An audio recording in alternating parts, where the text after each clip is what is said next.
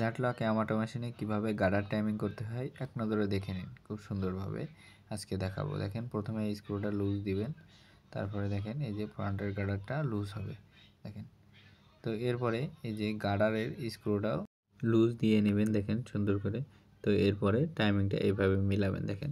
Timing মিলানোর নিয়মটা হচ্ছে এই ফ্রন্টের গার্ডার দিয়ে ভিতরে নিডেলটা টাইমিংটা 0 0 করবেন আর বাইরে 0.5 মিলি গ্যাপ রাখতে হবে। দেখেন খুব সুন্দরভাবে আমি করতেছি, একবারে খুব সুন্দরভাবে দেখবেন ও আপনারাও বুঝতে পারবেন ও করতে পারবেন। দেখেন তো অবশ্যই মেলানোর সময় নিডেলের আই পজিশনের নিচে মেলাবেন, না হলে লুপ ভেঙে যাবে। তো কিভাবে মেলাচ্ছি অবশ্যই খেয়াল করে দেখবেন। দেখেন কিভাবে আগাচ্ছি সামনের দিকে। তো ভিতরের নিডেলটা আমি মূলত করব 0 0 আর বাইরের নিডেলটা 0.5 মিলি গ্যাপ থাকবে, যাতে করে কোনোভাবে লুপটা ভেঙে না যায় বাইরের নিডেলে। দেখেন তো এখনও হয় নাই, তো আরেকটু দেখেন অ্যাডজাস্ট করব খুব সুন্দরভাবে। এই যে দেখেন তো অবশ্যই উপরে স্ক্রুটাও লুজ থাকবে, না হলে খুব সুন্দরভাবে মেলাতে পারবে না। দেখেন এখন টাইট দিয়ে নেবেন।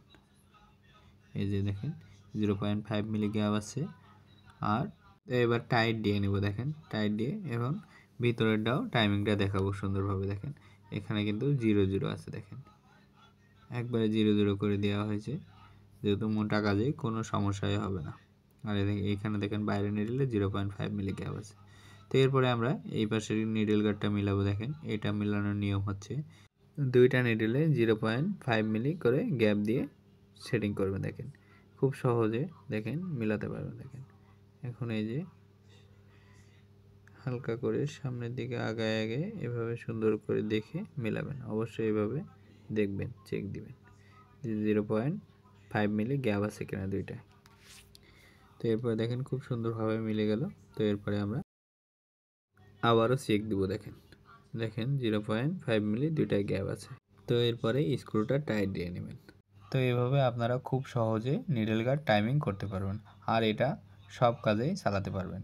তো ভিডিও ভালো লাগলে অবশ্যই একটা শেয়ার করে দিন।